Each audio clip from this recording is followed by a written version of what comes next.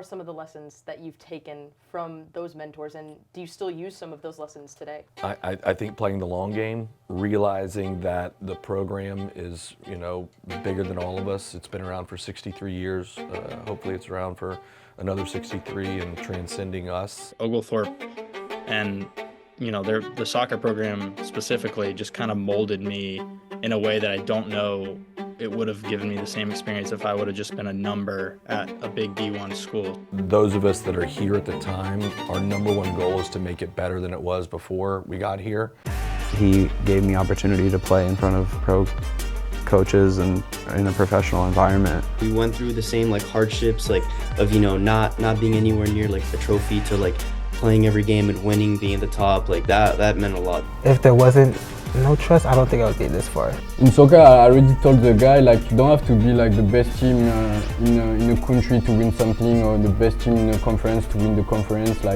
If on the field you're very connected and you fight for everybody on the field, nobody can touch you. Realizing that the program will be, here long after, hopefully long after we're all gone, and what kind of legacy did you leave? Let's go ahead and get into it. You have been here for 22 seasons at Oglethorpe. What brought you to Oglethorpe in the first place?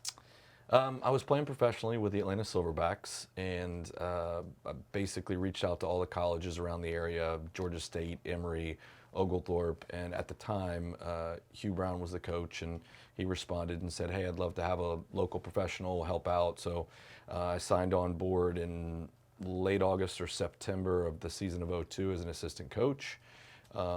With the whopping stipend of $2,000, and I was looking to get my master's degree here.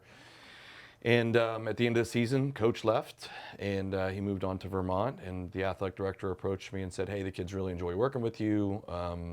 Would you be interested in signing on as the head men's and women's coach, which was the job at the time? And quickly asked, did it have health care? And he said yes, and so I signed up, and 23 years later, I'm still here. When you arrived at Oglethorpe, you were 25 years old, fresh out of playing professionally. Yeah. Was it intimidating to step into that role? I think it's one of those things you don't know what you don't know. If you would ask me to do it again right now at 47, I would say absolutely not.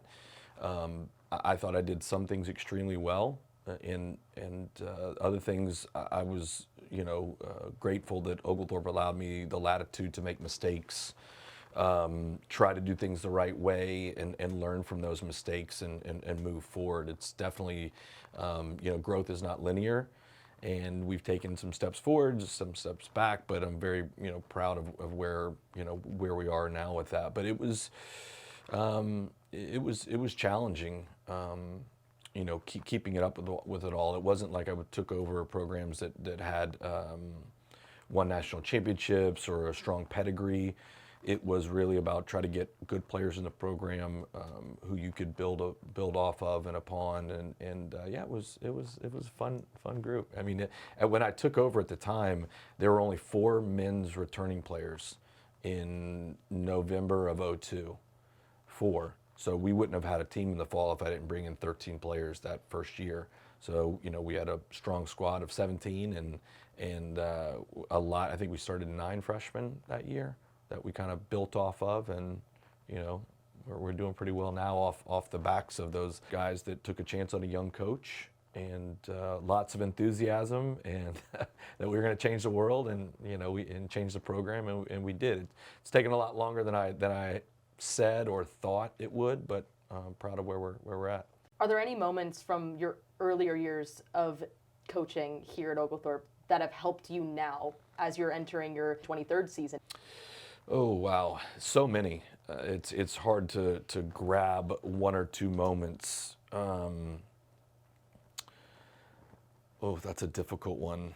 I think the longer you do it, you realize as much as you make it about what happens on the field, it's pales in comparison to some of the life lessons that we can instill upon young people in those formative years. And I think that's the biggest thing is it's just they're formative moments, but they're blips in the long scheme of things. And if you get it right in that regard, they could be anchors for young men and women, for them to rely upon and reflect upon for years to come in a good way or a bad way. So you try to get those life moments right. And if they coincide with great success, great. If not, you hope they stay with them so they can lean upon those moments, those critical moments where they're going to need it in their life. Who were some of the mentors that you looked up to or that gave you a guiding hand during these formative years? First and foremost, it was my college coach, Fran Reedy, who was the coach at St. Leo University, and then the athletic director who recently retired after 30 years there. He was the guy that I would quite often call. There were a lot of coaches that I would reach out to, so many, too many to list in a moment here, that, you know, it was the one-off questions that very experienced coaches, Ralph Lundy at College of Charleston, when I was very young, asking questions. I was never hesitant to say, hey, how would you handle this? Or what do you think about this? Or, you know, I did this, you know, what do you think, good, bad, or ugly? And everybody was, you know, that I reached to were quite open. But, you know, most importantly, Fran Reedy, you know, my parents, the athletic directors, Bob Unger, who hired me, who was the interim athletic director, but he was also the cross country and track coach, was great. Jay Gardner was our athletic director for 7 or 8 years. Some great alums who we've connected with and said, hey, this is the way it was here. You know, what are you thinking? You know, how can we do this better? How can I help? And that was exciting to have those people reach out to me in addition to the people that I reached out to. What are some of the lessons that you've taken from those mentors, and do you still use some of those lessons today? Oh, wow. So many lessons I've learned. I think playing the long game is one from, you know, a few early athletic directors, realizing that the program is, you know, bigger than all of us. It's been around for 63 years. Hopefully it's around for another 63 and transcending us. You know, lessons that, you know, those of us that are here at the time, our number one goal is to make it better than it was before we got here, and to build off the year before, to keep the momentum going and try to help us achieve our goals of winning national championships and, you know, being a top 20 program consistently.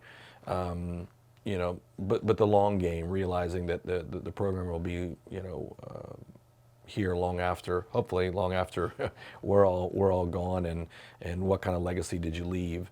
And I think those are important pieces, and then you know, people first. Always people first. If you get the people thing right, the on-field stuff usually takes care of itself. You talk about record breaking and, you know, leaving a legacy here. You did that pretty much since you came to Oglethorpe. In 2009, you became the all-time leader in coaching victories in school history.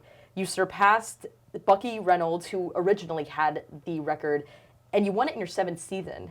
What contributed to your success that season to get that result? I think the players that we brought in, certainly. You know, we got the players right, and there were a group of players in those early years that were basically 4-year starters. They were good enough to, you know, go from 7th out of place, or, you know, 8th or 9th out of a 10-team league to 2nd, and eventually, you know, 1st in 2011. So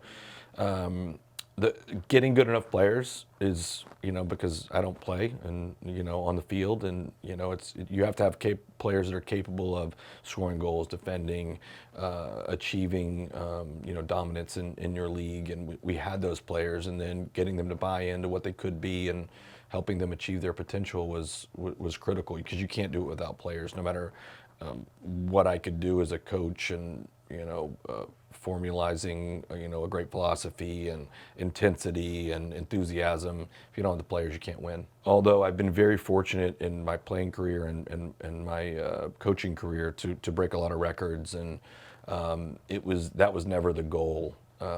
It was, you know, if you stay long enough and do the right things, most oftentimes those types of things happen. So I think, coaching is a profession where people are always trying to, move on to the next best thing, and rightfully so, moving up the food chain, if you will, in the coaching ladder. But for me, it was, I've never been one to really leave, or jump ship. I've had several opportunities to move on from here, and I'd rather, kind of create your own destiny, if you will, or manifest your own perfect environment where you are, as opposed to trying to chase it in different places. And I think we've come pretty close to doing that here. It all came to a head. 2011. You took home the Southern Collegiate Athletic Conference Championship. After 9 seasons with the Stormy Petrels, what did that accomplishment mean to you? It was really unique. We had brought to everyone's attention that it was the 50th anniversary of soccer at Oglethorpe. People didn't know that, and so it was educating people on how important that is, and being the second oldest program in Georgia. So it really coincided with a great group of players. We brought in 2 classes back to back that were outstanding. So we were good enough. It was the 50th anniversary. The number 1 ranked team, Trinity, got knocked off in the semifinals, and we played center in the finals. And we were very, very good that year. Obviously with a 17-4 record against good teams, but it was just, I felt like it was meant to be. That was a special moment in my life for sure, and career. We knew, going into that year, we had a really good team, and just everything, like all the guys were great. We had such a good connection and gelled, and going into that year, we felt good about it. And we were able to reach, get into the tournament, obviously, and then we knew we had a chance to make the NCAA tournament for the first time, and that was like, seeing that like right in front of you was super exciting, because we knew that the program had never done that, and John had been kind of knocking on the door for a while with the program and had some talented guys come through, but we felt like this could be like the turning of the tide. I felt early in my career that we could have won a conference championship or even won a national championship in 4 or 5 years. And going back to what you don't know what you don't know, I thought we had a couple teams that were good enough to win it, but programs win it. And I didn't realize that, to build a program that's worthy of that takes a lot longer. And that's why it was, almost 10 years of work to kind of break that barrier. And then, since then, there's been a lot of that, but it's the hardest thing is winning the first one. And then, not that it ever gets easier. I think in some ways it gets harder, but it's just the belief factor, fate, if you will. People want to be associated with the winner. That was amazing, and doing it in the 50th anniversary of men's soccer here at Oglethorpe, it was pretty special. And I have such vivid memories of like being on that field and making it to the final, and then us having a great performance in the final, and a bunch of our friends and family from Atlanta traveled all the way out there, and just like, it's just so many moments of it are so clear, but super exciting, super cool moment. Like, I still think back on it all the time. It's just a special thing for me personally, but I know like for John and for the program, it's just well deserved for him. I felt like it was universe, just kind of all coming together, making it whole. Without a doubt. So many things that were, I could point to if we would not have gotten the seed that we got, if Frank Peterson, our goalkeeper that year, very questionably got a red card for, taking a guy out. Our senior backup goalkeeper steps in and saves a penalty that allows us to beat Austin College 1-0 that, kind of put us in the tournament seeding that we did. And if that doesn't happen, I don't know if we win it. Just crazy things over the course of that year, but I'm very glad they all happened. How did that win help project you forward, especially to become and setting this winning mentality and winning culture here at Oglethorpe? We had talked about a conference championship for a long time, but until you do it, especially people on the outside, they're like, yeah, okay, sure, but now we have a trophy to show it, and I think that belief becomes a lot more real, more so to the outside than the people on the inside. But the inside changes quite a bit. Your kids graduate and move on, and winning that first one, having a trophy in your office, to show off the recruits, to get out in the media. It just makes it a little more real and tangible.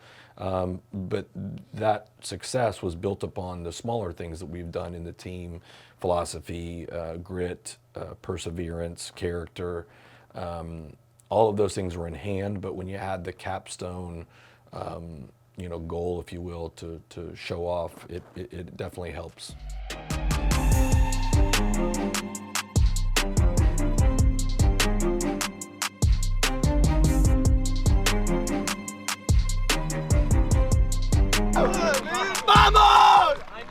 There have been 5 All-American players in Oglethorpe history, and you've coached all of them. Yeah. How do you go about training a player and getting them to be so successful year after year? I candidly, those players that eventually win those accolades earn the accolades because they have a certain quality within themselves, and they bring that to the table. We help bring it out, but additionally, those players also earn those rewards based on the players around them. Unless a player scores 25 or 30 goals on their own, on a low-level team, they're not going to win an All-American award. It's just the way it works. And we've been extremely successful, which elevates our program. And then some of our outstanding players, defensively and attacking-wise, earn the right to win that award based on the quality we have as a team.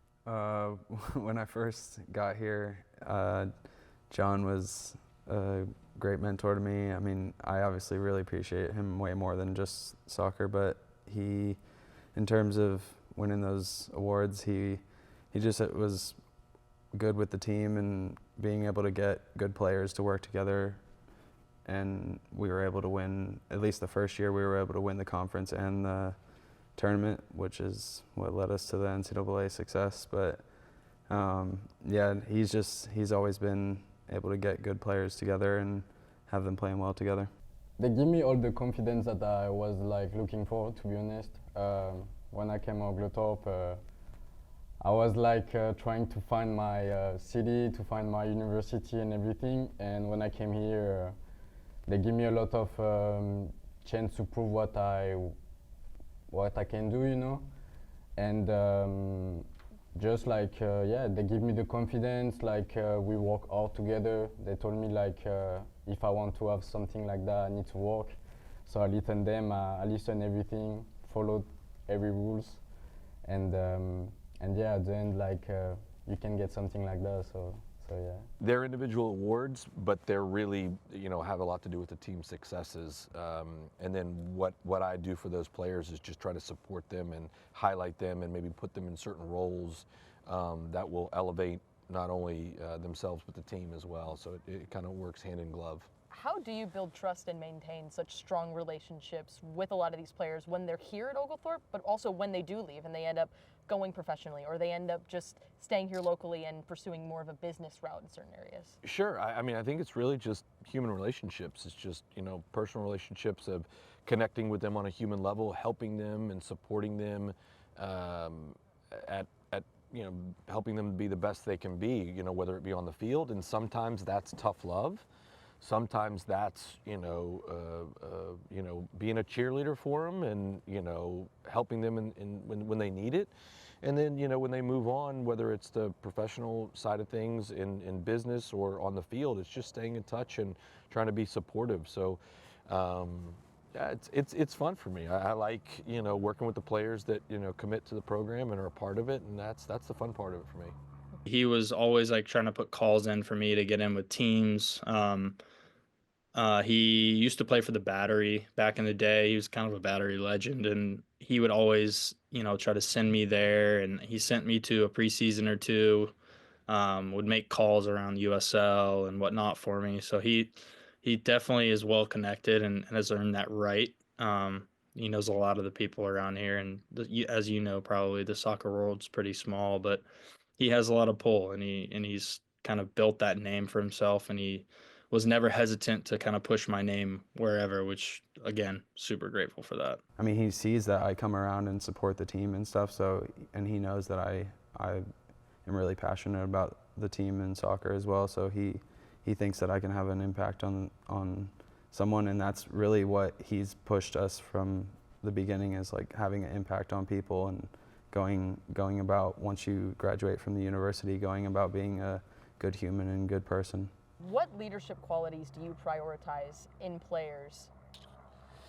I prefer players to be more vocal. That's my personal preference because we all know what they're thinking, but there's other ways to lead. I mean, we have, Daniel Amah, without a doubt, one of the best leaders that we've had, but he's not a loud person, he's not a big vocal person, he very rarely speaks, but he lets his playing style do that. I want to go back to your freshman year, when you first came to Oglethorpe and everything.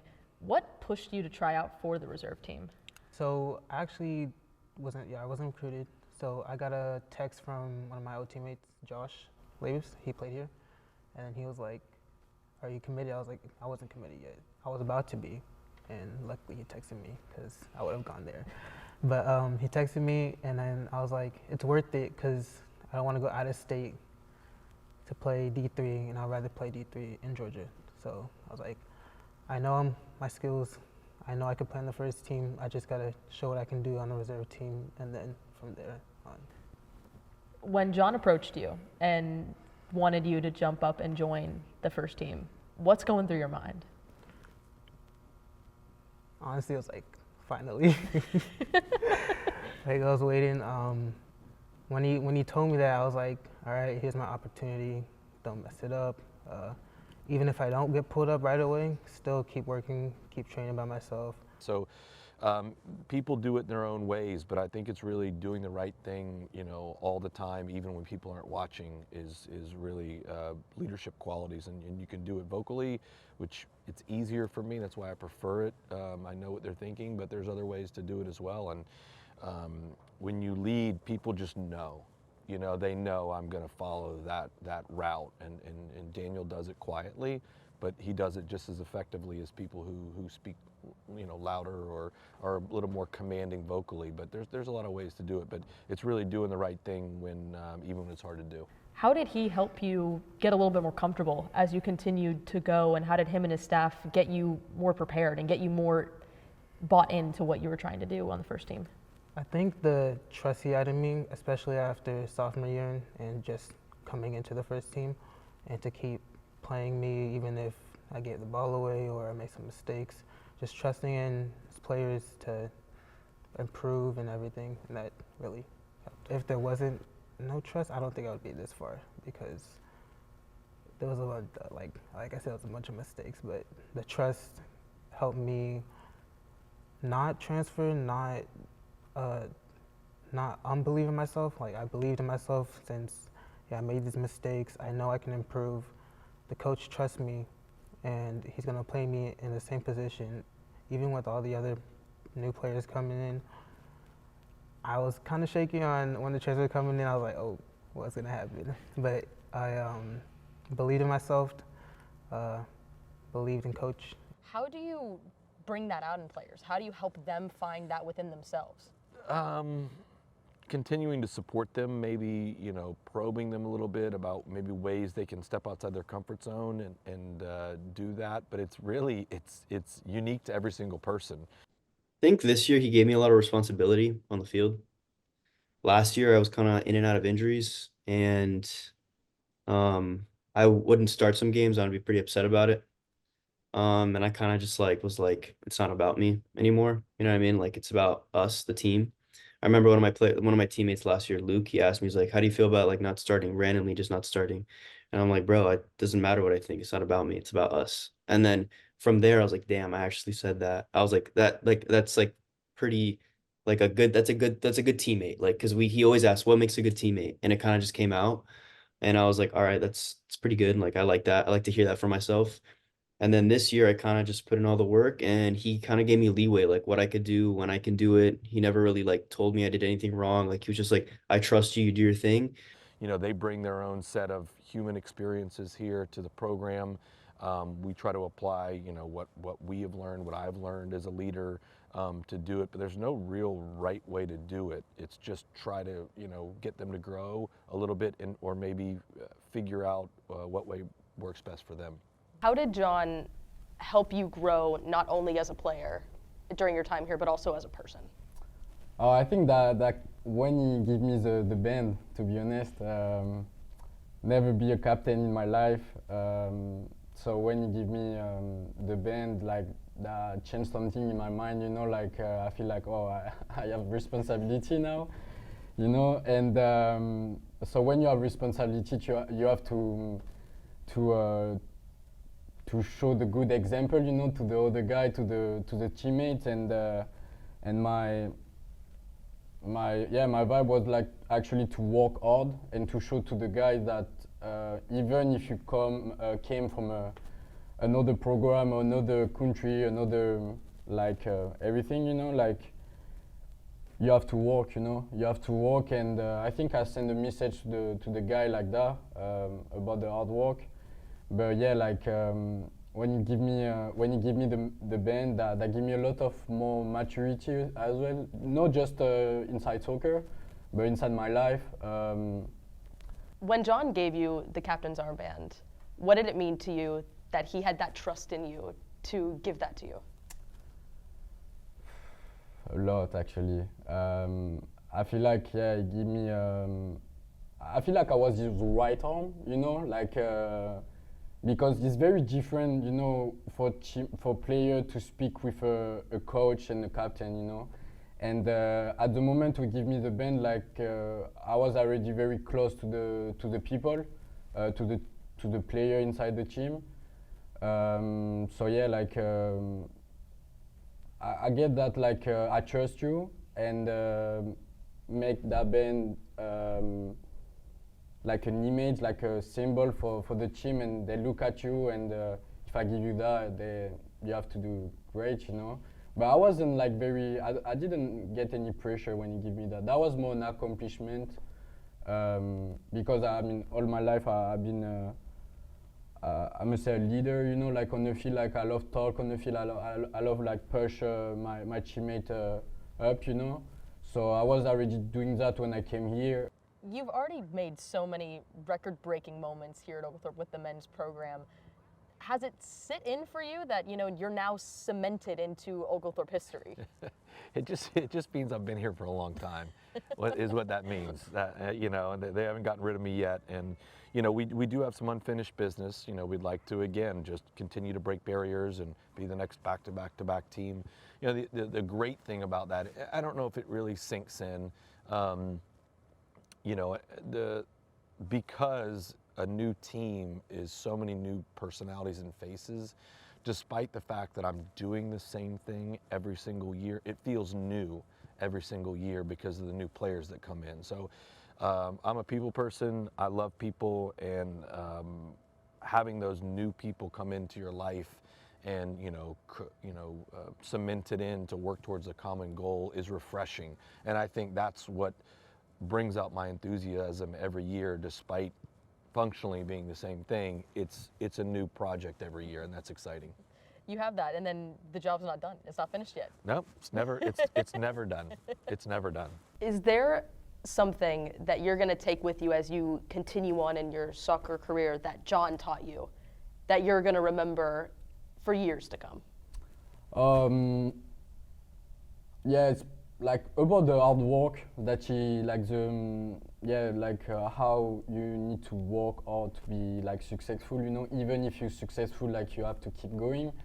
But I feel like that's more for me, like that's more about like we were speaking about, like the captain band that he gave me, like that literally, I'm not saying like change my life, but like mentally, like that give me another image about what is life, what is like soccer, what is like to be a man, to have responsibility and everything, you know. So if I have to keep something from him to give me, that's probably that.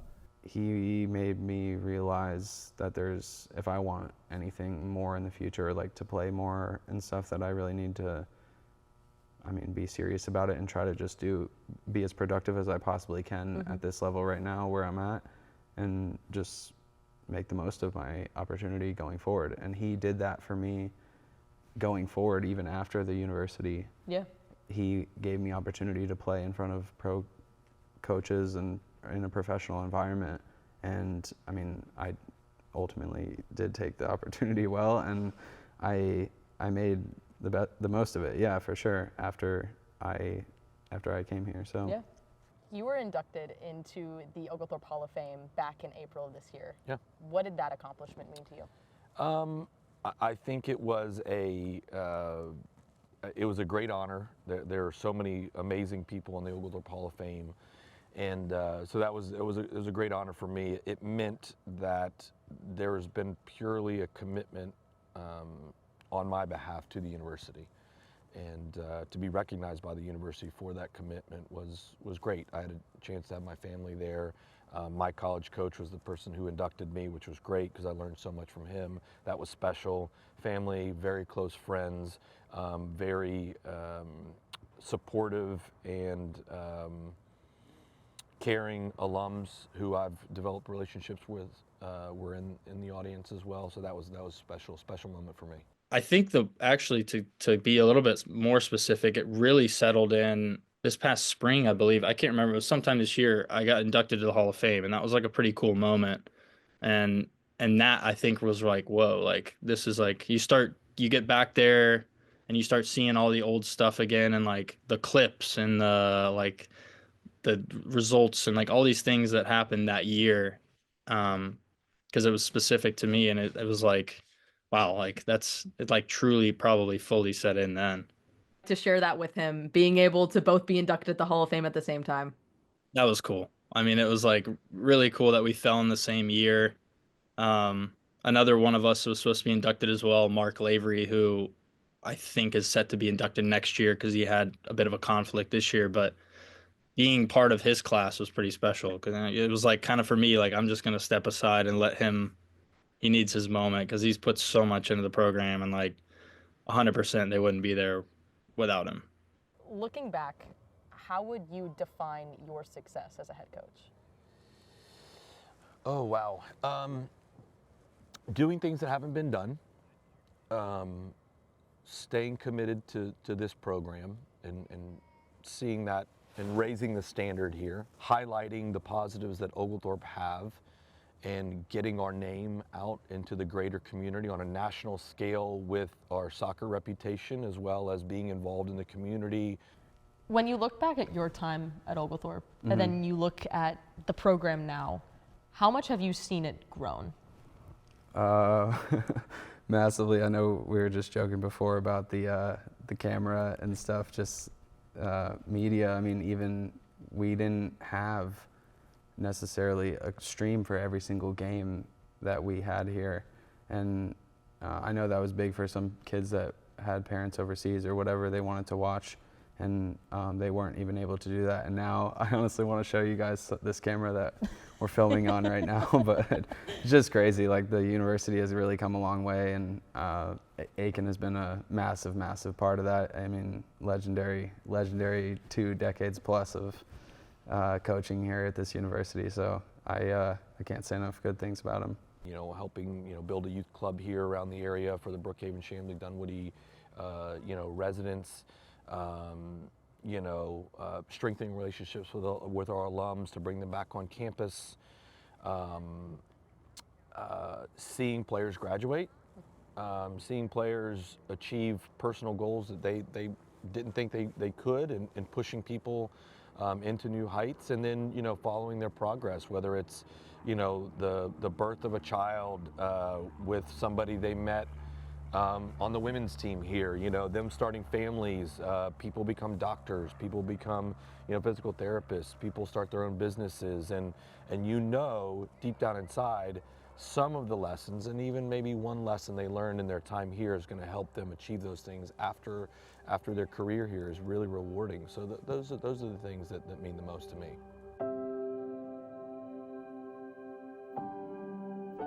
Jon, we're on the field right now. Yeah. What are some of your favorite memories standing here on the pitch?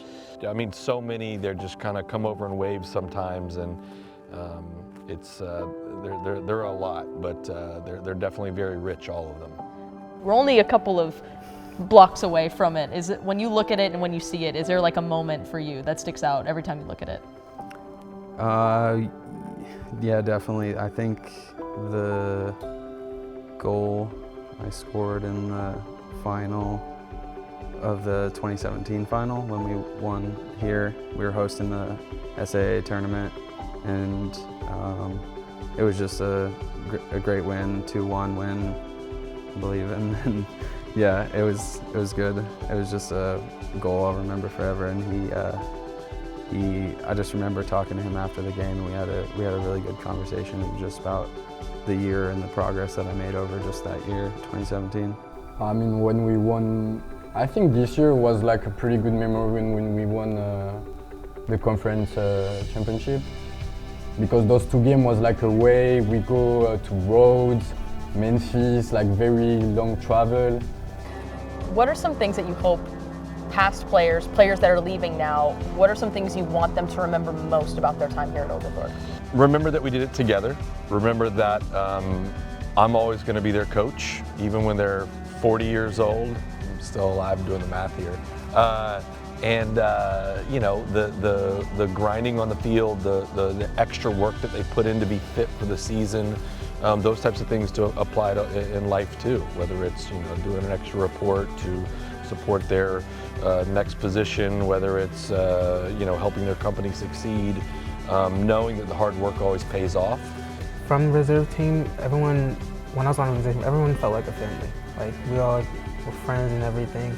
And then you move up by yourself or with 2 other people up top to the first team.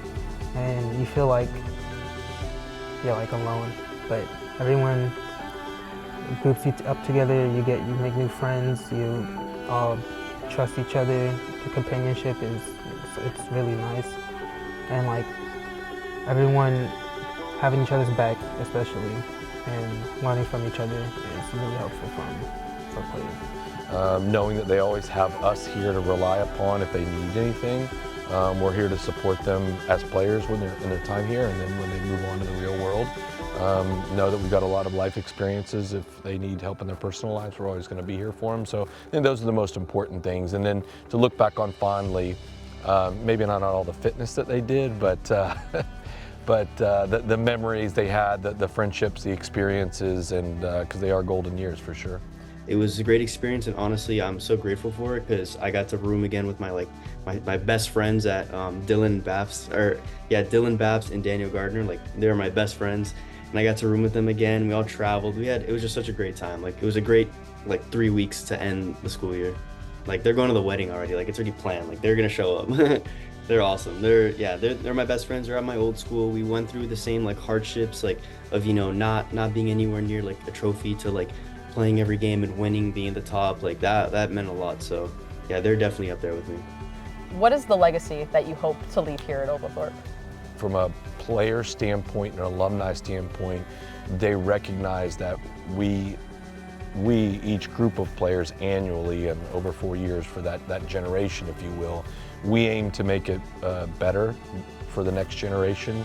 Whenever I bring up to people, oh, where'd you play? You know, and I'm like, Oglethorpe, and I'm like, immediately, no, they're not gonna know what I'm talking about. But I tell them Oglethorpe, and they're like, oh, really? Like, what's that? And I'm like, yeah, it's a small D3 school in Atlanta, just try to describe it, whatever. But I immediately go to, it was such a good experience for me. It was a very unique experience, but it was such a good experience in terms of learning about the game under John. He taught me so much, but as a person, Oglethorpe and, you know, the soccer program specifically just kind of molded me in a way that I don't know it would have given me the same experience if I would have just been a number at a big D1 school. So I was pretty unique relationship with John, smaller squad, more personal, super family feel. And I'm not saying you don't get that at some places, but being a good person was always part of the, just always the focus. So that was a really cool experience that at the time I was this is different, but now looking back, I'm that was super important for my development. We aim to make our alumni very proud to have the Oglethorpe Stormy Petrel, you know, badge, emblem, you know, that they're associated with. We want them to be proud wearing it. 1, 2, 3!